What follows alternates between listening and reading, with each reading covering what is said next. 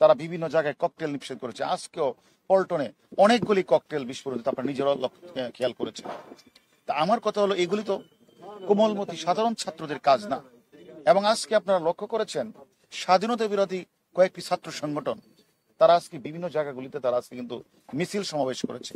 তাহলে এখানে কোঠা বিরোধী আন্দোলন চলছে, মহামান্য হাইকোর্ট একটা নির্দেশনা প্রদান করেছে 7 তারিখ তার রায় হবে, সেখানে এটাকে অপেক্ষা করি কে বা কারা এটাকে মানে ভিন্ন খাতে প্রবাহিত করার যে একটা অপচেষ্টা, তার ধারাবাহিকতা আজকে আমরা এই অফিসে এসেছি। এখানে এসে আপনারা যেটা আপনারা নিজেরা দেখেছেন, প্রায় 100-র উপরে আমরা ককটেল পেয়েছি। সেখানে পেট্রোল 5-6 বোতল পেট্রোল আমরা পেয়েছি।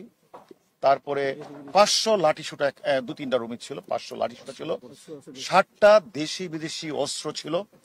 এবং আমরা মানে ছাত্রদল এবং তার অঙ্গ সংগঠনে আমরা প্রায় 7 জনকে আমরা গ্রেপ্তার করছি। এর মধ্যে একজন হলো, তারা অনেকেই দৌড়ে পালিয়ে গেছে, তার মধ্যে একজন ছাত্রদলের সাবেক সভাপতি শ্রাবণও রয়েছে। আমাদের কথা হলো, আমরা যাদেরকে গ্রেপ্তার করি তাদেরও জিজ্ঞাসাবাদ করব তারা কেন, কি উদ্দেশ্যে, কারা এই অফিসগুলিতে লাঠিসোঁটা থেকে বিভিন্ন অস্ত্র তারা রেখেছে। এক, দ্বিতীয়ত হলো আমরা এটাও দেখেছি একটি গ্রুপ যেমন অর্থ দিয়ে বিনিয়োগ করছে, অস্ত্র দিয়ে সরবরাহ করছে, আবার তারা গুজব ছড়িয়ে বিভিন্ন পরিবেশটাকে বিভিন্ন দিকে মানে মানে ঘুরিয়ে নেওয়ার চেষ্টা করছে। তাই আমরা বিনীত অনুরোধ করব, যারা এই গুজব ছড়াচ্ছে, যারা এই ধরনের অর্থ বিনিয়োগ করছে, যারা এখানে বিভিন্ন লাঠিসোঁটা সরবরাহ করছে, অস্ত্র সরবরাহ করছে, আমরা মনে করি অতীতেও যারা এই অপরাজনীতি বা ষড়যন্ত্রমূলক রাজনীতি করছে তাদেরকে আমরা ছাড় দিইনি।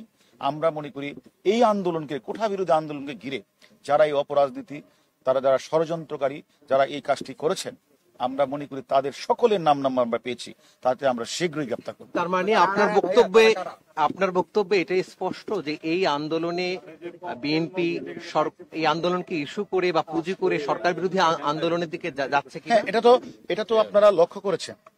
আজকে কয়েকটি অঙ্গ সংগঠন যাদের নাম আপনারা বললেন, তারা কিন্তু আজকে বিভিন্ন জায়গাগুলিতে তারা কিন্তু মিছিল মিটিং করেছে এবং প্রেস ক্লাবের সামনে আগুন লাগিয়েছে। সেটা কি কোমলমতি ছাত্ররা এসেছে?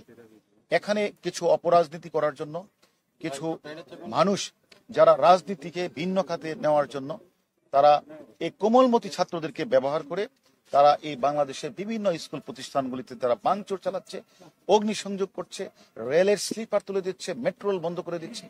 এগুলি আসলে আমাদের গোয়েন্দা তৎপরতা ছিল বলে আমরা সেই খোঁজখবরগুলি রাখছি এবং আমরা সকলের নাম্বার পেয়েছি। যারা গুজব ছড়াবে, যারা অর্থ বিনিয়োগ করে, যারা আন্দোলনকে ভিন্ন খাতে ধাবিত করার চেষ্টা করবে, যারা লাঠি অস্ত্র সরবরাহ করে, প্রত্যেকেরই নাম্বার পেয়েছে। আমরা মনে করি আমাদের ডিবির 24 টিম এবং ঢাকা মেট্রোপলিটন অন্যান্য টিম তারা বিভিন্ন জায়গাগুলিতে কাজ করছে এবং আমরা মনে করি তাদের শীঘ্রই আমরা গ্রেপ্তার করব। অর্থ বিনিয়োগ করছে কারা, ওটা আমরা তদন্ত করছি। আমাদের কাছে খবর, এটা আমরা এখনই তদন্তের সাথে বলবো না, আমরা তাদেরকে শীঘ্রই গ্রেপ্তার করব। আমরা শুনছিলাম যে লন্ডন থেকে একজন নেতা তিনি আমরা সবকিছু তদন্তের আওতায় নিয়ে আসবো। Thank you.